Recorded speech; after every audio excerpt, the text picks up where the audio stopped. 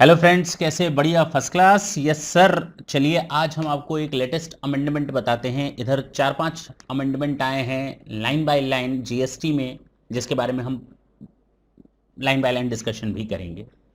चलिए, पहला अमेंडमेंट जो इस समय आया 15 अक्टूबर को, that is all about your HSN, harmonise system of nomenclature, जो आप इनवॉइस में इंडिकेट करते हैं 4 डिजिट और 6 डिजिट एंड 2 डिजिट। ये हमारा ओल्ड सिस्टम था जिसमें हमको देना पड़ता था 1.5 करोड़ तक वालों को, 1.5 करोड़ तक वालों को एग्जेम्प्ट किया गया था।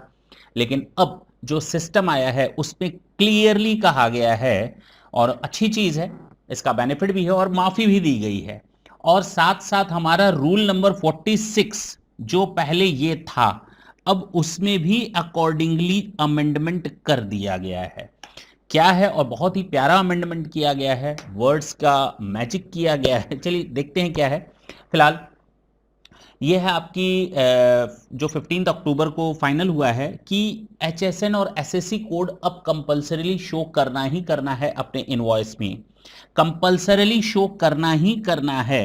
1 अप्रैल 21 से ये सिस्टम आपका एप्लीकेबल होगा, तो अभी टेंशन लेने की जरूरत नहीं है। 1 अप्रैल 21 से ये आपको टेंशन लेना है, लेकिन हाँ, वो भी टेंशन का मैटर नहीं है। ज़्यादा कुछ चेंजेस नहीं है, लेकिन हाँ बहुत ही अच्छा चेंज है।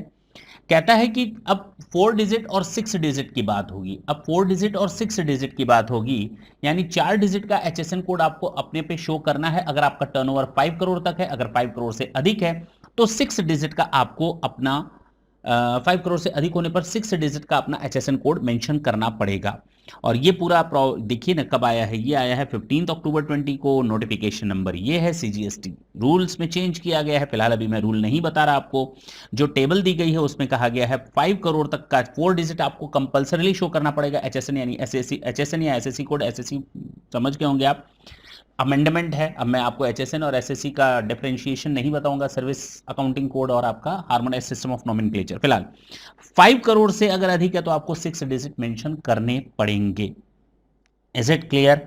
हाँ या ना? लेकिन इसमें लोगों को छोड़ा भी गया है बहुत अच्छी तरह से। एक खास जो कैटेगरी है रजिस्टर्ड पर्सन की, उनको किनारे किया गया है, वो भी 5 करोड़ तक। छोटा मोटा नहीं कहा गया। अगर किसी का एग्रीगेट टर्नओवर 5 करोड़ है लास्ट ईयर में, प्रीवियस फाइनेंशियल ईयर में, और वो केवल B2C का काम करता है, B2B उसका बिजनेस कहीं नहीं होता, अगर वो केवल B2C का काम करता है तो उस केस में it is of no use to mention HSN at all. Okay, अगर आप केवल B2C यानी कि अनरजिस्टर्ड पर्सन को माल बेचते हैं, अनरजिस्टर्ड को माल बेचते हैं, तो वहां पर आपको कोई भी HSN या SSC शो करने की जरूरत नहीं है। 5 करोड़ तक के टर्नओवर तक सोचिए, 5 करोड़ तक को हटाया गया है। तो एक फायदा ये भी है, provided that a taxpayer having turnover up to rupees 5 crores may not mention the number of HSN code as specified above in respect of supplies made to unregistered person B2C। तो unregistered means B2C आएगा।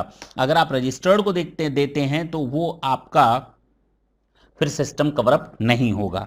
अच्छा, अब ये लोग पूछेंगे कि भाई अगर मैंने एक रजिस्टर्ड को माल बेचा, भैया आप आ गए इसमें। अगर आप प्योर अनरजिस्टर्ड के साथ बिजनेस करते हैं तो कोई दिक्कत नहीं HSN कोड शो करने की, if your turnover is up to rupees 5 crore in aggregate in your previous financial year. Okay, फिर कहता है जो हमने अमेंडमेंट किया है रूल में, वो जाहिर सी बात है, अब जब HSN कोड को 4 डिजिट 6 डिजिट और कोई डिजिट नहीं है, नहीं शो करना है 5 करोड़ तक, तो उसके लिए अमेंडमेंट किया गया है। क्या अमेंडमेंट किया गया है? पहले आपका एग्जिस्टिंग ये था और उसमें फर्स्ट प्रोविजो में 2 क्लॉज थे, अब आपका ये 3 क्लॉज हो जाएगा।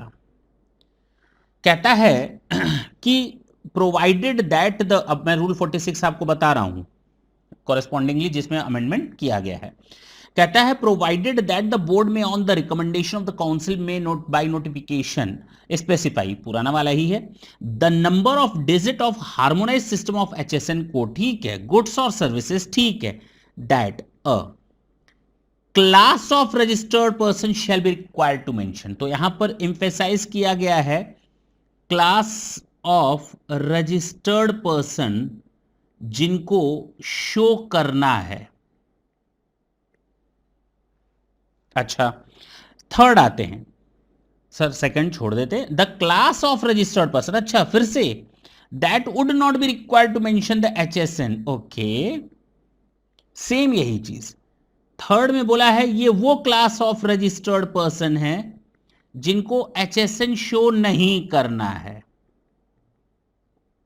तो मैंने तो बता दिया, रूल्स ने ये कहा है कि भाई CGST एक्ट में, CGST रूल्स में, central goods and service tax rules में जो रूल नंबर 46 है उस पे हम कॉरेस्पॉन्डिंगली चेंज कर रहे हैं इस अमेंडमेंट के साथ कि बोर्ड के पास ये पावर है कि वो क्लास ऑफ रजिस्टर्ड पर्सन को डिफाइन कर सकता है कि ये वो क्लास ऑफ रजिस्टर्ड पर्सन है जिनको HSN शो करना है, ये वो क्लास ऑफ रजिस्टर्ड पर्सन है जिनको HSN शो नहीं करना है।